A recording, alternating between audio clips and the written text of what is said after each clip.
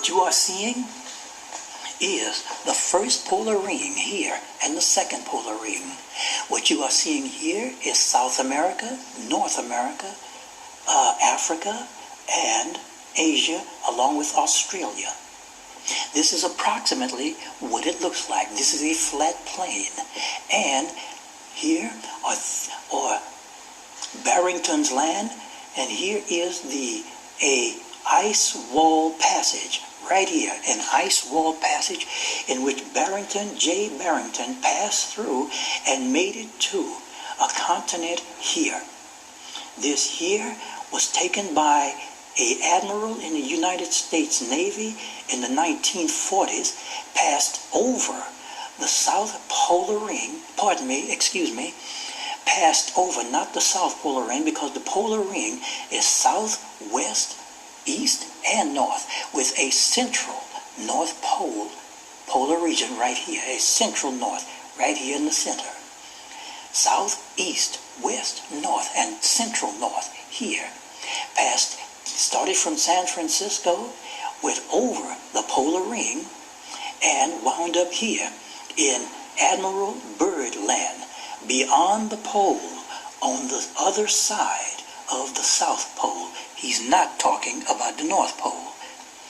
Now, this here is the approximate size. This is approximate size of the Earth as a whole, as far as I have been able to determine. The average, this is average circumference is 172.7 thousand miles. Average diameter, 55,000 miles. Average radius, 27.5 thousand miles. This here is a top view of the Earth, of what it looks like if you were approximately 50,000 miles above its surface. You would see something that looks like this. Hold on, please.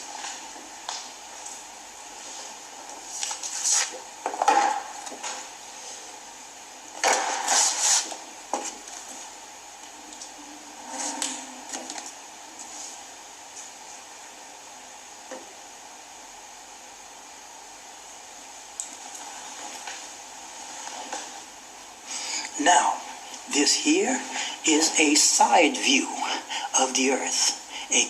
What's called a side view, but I can't remember it, but nonetheless, this here is Barrington's Land. This here is Admiral Byrd Land, here, right here. This is where we live. This is here is the first polar ring. This here is the second polar ring. The first polar ring, we live right up in here, human people. This here is our central North Pole, Right here is the central South Pole. Over here is the southerly direction. Here is the northerly direction, and the east-westerly direction comes out of the page, and the easterly direction goes into the page. Right here is where human people live. At Olaf's Hollow entrance, there's an entrance at the central North Pole. Inside of that entrance are what's called the tall people, the big-head people, and the big-eyed people. This here are suns. A sun, a small sun above our surface here that we see every day, almost every day, and a sun over here in the outer parts of the Earth. This here, if you look, is a question mark here, and there over under this sun, and that means that's probable. Here is a sun within our hollow Earth here, and here is a most probable. I did not put a question mark, but there is most probably a second one, and there is most probably a one here at the bottom of our Earth. This here is the red outlines here are the magnetic field of this Earth. The magnetic field of this Earth. This is called, and this right here, the dotted line, is the Earth's field force center of force. This is the reverse magnetic field line right here.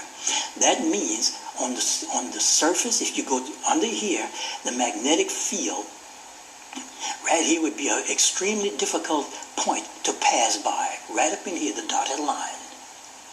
This here is surface A, surface B, surface C, surface D, and surface E. This is here the magnetic flux lines, right here. This is what the Earth looks like from the side, as far as I have been able to determine. Within the hollow, the thickness of the Earth's crust is approximately 300 to 400 miles thick, and there is a gigantic inside.